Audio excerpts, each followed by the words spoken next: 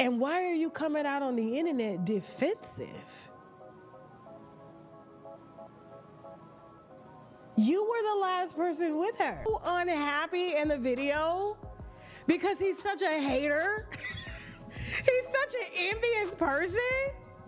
He got so mad when Tamar got all the attention. This is the same way he treated me when I had to facilitate that wedding and I was the hired host. He walked around with his lip poked out and rolling his eyes every time Tasha K hits a room because he can't stand women's, especially black women's. You were the last one with her child. The Braxton streets are buzzing again, and this time it's a three-way showdown nobody saw coming. Picture this. Tamar Braxton had the whole internet shook when she jumped on the gram last week. She said she woke up in a pool of her own blood. 4 teeth gone, nose fractured, the whole nine. It sounded straight out of a Lifetime movie, and fans lost it. Prayer chains started, bloggers hit overdrive, and her mentions turned into a digital church revival.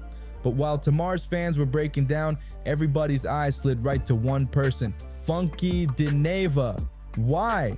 Because guess who was last seen with Tamar before the chaos hit? Yep, him. Now let's be real. Funky is no stranger to drama. His whole brand is built on messy commentary and his infamous "I said what I said" energy. But this time, when the spotlight flipped on him instead of Tamar, the man went into defense mode fast. He hopped on live calling Tamar the lady over and over, like they hadn't just been popping bottles the night before. Then he rolled out this suspiciously detailed alibi: Ruth's Chris, V12 nightclub, car service drop-off, then straight home to eat smothered pork chops. The way he laid it out didn't sound like a concerned friend. It sounded like testimony straight off an episode of Law and Order. That's when folks started giving him the side eye. And then boom, here comes Tasha K. Now y'all know Tasha's history with Funky. Those two have clashed before, and she never misses a chance to drag him. She went for the jugular, saying this was the Funky she always warned people about. A jealous, envious man who can't stand when black women shine. And honestly, the receipts started matching the vibe. Old clips resurfaced of Funky looking bitter whenever Tamar was celebrated. Suddenly, Tasha's shade wasn't just shade, it was sounding like prophecy. And here's the real twist. Tamar herself hasn't cleared the air. She gave us one dramatic post, then disappeared, leaving Funky dangling in the wind.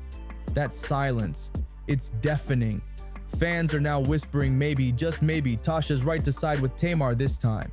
So here we are. Tamar, the victim asking for prayers. Funky, the so-called friend sounding more like a defense attorney. And Tasha, the wild card tearing him down by his wig cap in front of the whole internet. It's messy, it's layered, and it's ready to explode. Because if there's one thing we know about this industry, a fake friend always exposes themselves. And this time, Funky might have handed Tamar and Tasha the scissors to cut him loose for good. Now let's talk about Funky's mouthpiece, because that's what flipped this from concern to confrontation. Instead of standing tall like, "That's my friend, y'all pray for her," Funky jumped on live and delivered a full-blown alibi. And child, the way he broke it down, it sounded less like worry and more like, "Let me build my defense before the blogs eat me alive." First red flag, he kept calling her the lady, not Tamar, not my girl, not my friend, just the lady, over and over. I don't know what happened to the lady. The lady texted me. The lady said she lost 4 teeth. Tell me this, if you and your so-called friend were just out celebrating your birthday the night before, why are you talking like she's some random woman at Publix? That's the kind of slip-up that makes fans pause like, nah, something ain't adding up. And then came the suspicious play-by-play. But instead of showing real empathy, Funky jumped straight into protecting his image. It was giving, "Let me clear me before I care about she." That's why folks started whispering he was moving funny.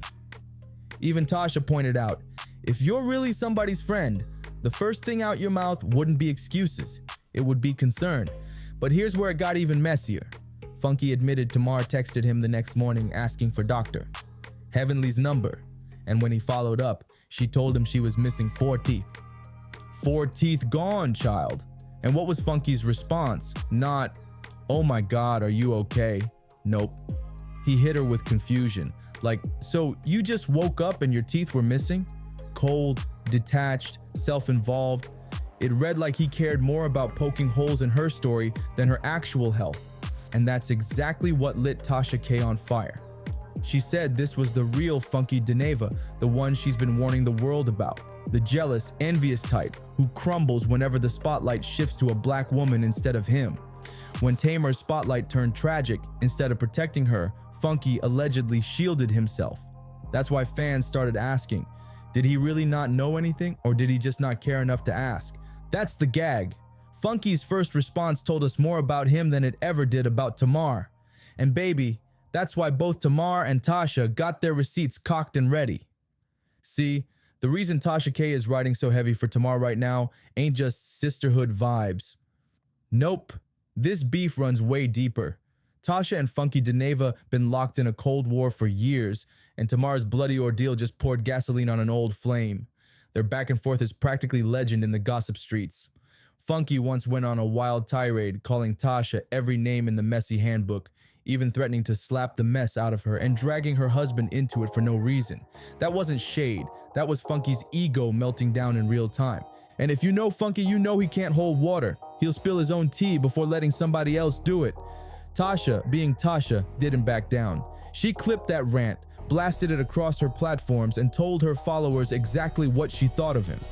According to her, Funky's so-called reads don't come from wit, they come from jealousy. She said his problem was never her personally, it was women like her, loud, confident, and unapologetically center stage. Every time a black woman shined brighter, Funky sulked. So fast forward to now, Tamar makes her dramatic claims, Funky hops online, and instead of showing warmth, he distances himself with that icy, the lady language. And the blogs? They ate it up. To the public, it looked shady. But to Tasha, it looked familiar. She's been saying for years that Funky can't celebrate anybody but himself, that he thrives on being the messiest person in the room. Watching Tamar take the hits while Funky skated around responsibility was deja vu for her. That's why she slid into this mess heavy, not just as Tamar's supporter, but as someone with receipts. Tasha didn't need to insert herself. Her history with Funky made it inevitable. Tamar's ordeal wasn't just tragic, it was textbook Funky behavior. Self-preservation first, friendship second, empathy dead last. And fans connected the dots too. Old clips of Funky shading Tasha resurfaced, now stitched right next to his Tamar commentary like evidence in a courtroom trial. The narrative built itself. Tamar as the victim, Funky as the jealous hater, and Tasha as the truth teller who warned us. Every side-eye Funky threw at Tamar's birthday party suddenly hit different once folks replayed it through the lens of his long-running feud with Tasha. Cause while the internet already crowned Funky the villain and Tasha the loud truth teller, the real tea might be way murkier than that. What if, and stay with me now, both of them are messy in their own way? Let's start with Tasha K. We can't ignore Sis's track record. That Cardi B lawsuit, the $4 million judgment still hanging over her like a thundercloud, yeah, that's not just gossip, that's paperwork. And if we're keeping it real, Tasha does have a habit of running wild with a story before the receipts are fully cooked. That's her whole brand. Spill first, fact check later. So could she be projecting her old beef with Funky right onto Tamar's situation? Absolutely. She's been shouting for years that Funky hates women, especially successful black women. But child, sometimes a side-eye is just a side-eye. Maybe Funky was salty about the attention shift. Maybe he just had gas. Either way, blowing it up into a full-blown conspiracy could just be Tasha doing what Tasha does best, making herself the main character. Now flip the coin, cause Funky ain't sliding out of this either. His whole reaction to Tamar's health scare, cold as ice. Calling her the lady instead of his friend made him sound detached at best, shady at worst. And that alibi he rattled off, times, places, what he ate, who he saw, it read less like concern for Tamar and more like, let me cover my tracks before the blogs cook me. Fans weren't wrong to clock that energy. If your friend says they woke up in a pool of blood, you don't hop online like, well child, I went to BJ Rooster, had some cabbage, then tucked myself in. No, you check on them, you defend them. Funky's whole vibe screamed self-preservation over empathy. So here's the devil's advocate breakdown. If Tasha's wrong, then she basically weaponized Tamar's pain to relitigate her old grudge with Funky. That makes her look opportunistic, like she inserted herself into drama that wasn't hers to carry. Tamar's health ends up as nothing more than a pawn in Tasha's endless war with Funky.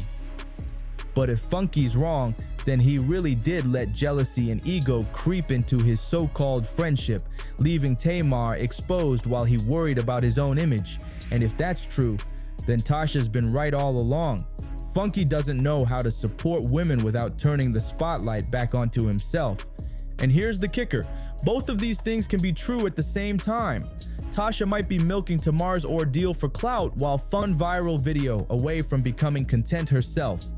And guess what? That's exactly what happened. Here's the part that really stings. Tamar had options. She could have leaned on her voice, her catalog, her story.